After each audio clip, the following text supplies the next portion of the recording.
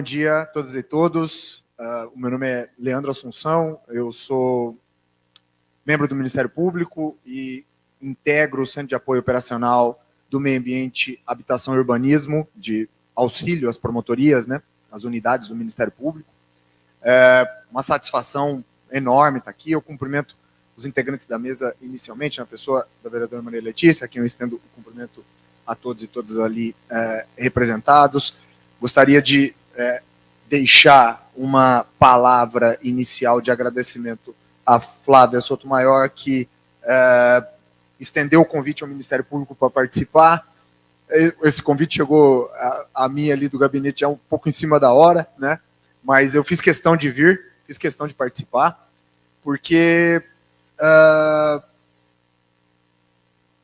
não apenas a questão do programa e da redução da produção de lixo, né? A ideia de lixo zero, ela é significativa para a nossa atuação, para a atuação do Ministério Público em prol da sociedade, como a professora Rita fez uma fala aqui há pouco, e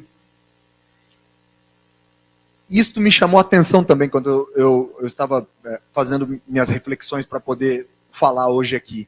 Quando eu recebi o material que o pessoal da Procuradoria-Geral me encaminhou também o link, uma coisa que me chamou muito a atenção a respeito do propósito do programa é que se trata de uma metaética global. Isso me fez pensar como uma fala inicial, tem só 10 minutos, né? 15 no máximo. Eu prometo, não vou passar de 10.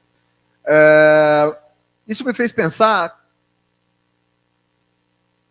quando falamos em metaética global, nós necessariamente falamos de um compromisso assumido de todos,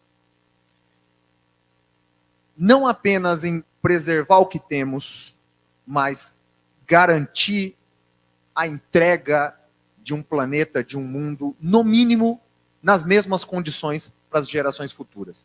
Quando falamos de desenvolvimento sustentável, quando falamos de meio ambiente ecologicamente equilibrado, nós necessariamente estamos falando de equidade intergeracional. Necessariamente estamos falando de um desafio intergeracional de entregar às próximas gerações um ambiente, um planeta, no mínimo, da maneira como nós o recebemos, da maneira como nós encontramos. A nossa geração talvez esteja enfrentando este grande dilema ético de não cumprir com este compromisso que as gerações passadas nos deixaram.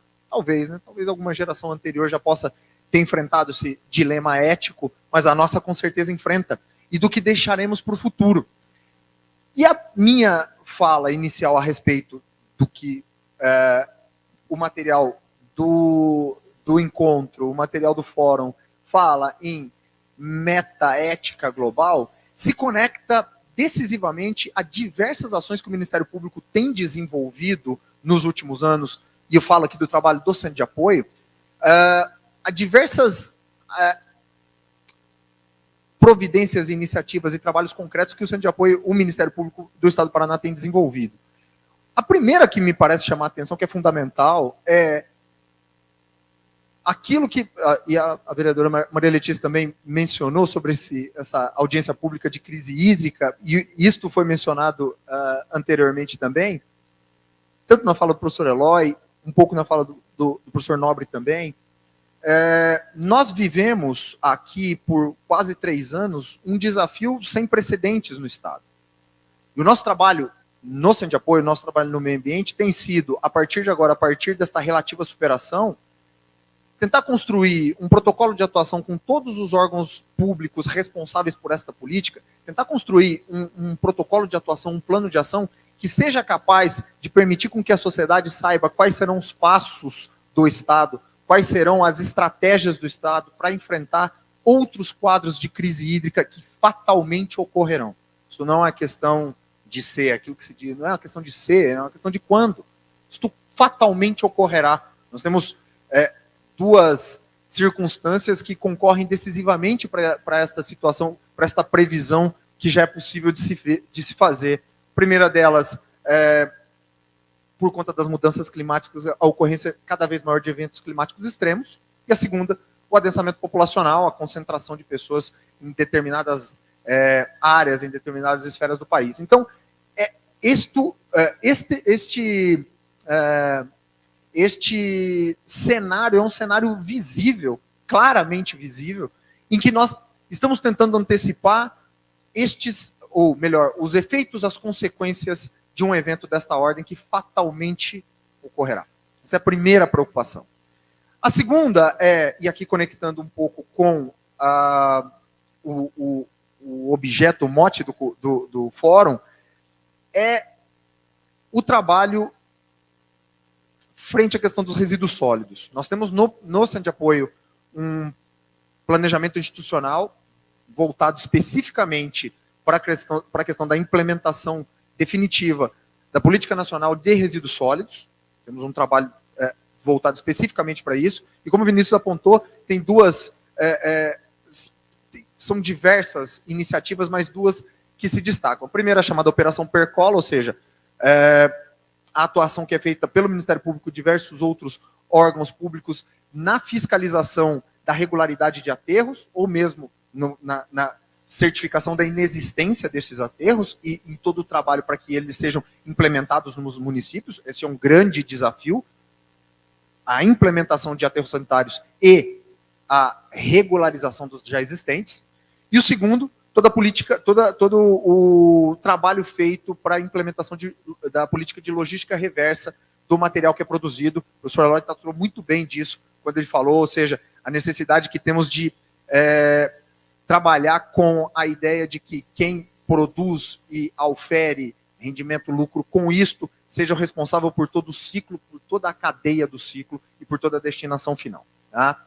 Então, no Centro de Apoio nós temos essa política, ou melhor, desculpem, este projeto institucional, lá chamado de plano setorial, que tem por objetivo tornar concretas e efetivas todas as disposições da Política Nacional de Resíduos Sólidos nos municípios paranaenses. Essa é a segunda das iniciativas que eu gostaria de mencionar. E uma terceira, e essa eu vou pedir aqui uma certa licença poética para sair um pouco do tema do fórum e transitar em um tema que para mim é decisivo, é fundamental e que se conecta, e nós estamos trabalhando no Ministério Público também de maneira contínua e reiterada nessa temática, que é a temática do saneamento básico. Nós temos diversos procedimentos, e temos procedimentos de projetos institucionais, procedimentos centrais sobre o planejamento básico, e não apenas sobre, e aqui que se conecta com o debate aqui no fórum, não apenas com aquilo que se pensa sobre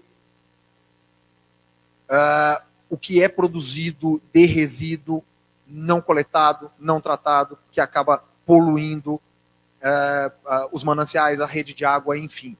Mas, sobretudo, como os desafios futuros estabelecidos pelo novo marco do saneamento podem ser enfrentados e solucionados a partir desta ideia que parece se consolidar, que é a ideia da prestação regionalizada. O Goura mencionou aqui, a Fazenda Rio Grande não pode se tornar o único local a receber toda a destinação do resíduo. A ideia da prestação regionalizada no saneamento básico se pauta, ou talvez erroneamente tenha começado a se pensar, como uma ideia de que, olha, nós vamos entregar uma prestação regionalizada, a entidade responsável pela regionalização assume todos os ônus e os municípios não arcam com isso. E a ideia de planejamento no saneamento básico, em termos de resíduos sólidos, ela tem necessariamente a premissa de que os municípios, dentro do nosso federalismo cooperativo, dentro do nosso federalismo constitucional, os municípios eles têm autonomia municipal para lidar com os temas de interesse local. E talvez, e é porque deixo esta provocação, não há um tema de interesse local hoje mais significativo, emblemático para nós, diante de tudo que passamos, do que a questão do tratamento de água, a entrega de uma água de qualidade e em quantidade acessível para todos e do adequado tratamento do produto de esgotamento sanitário.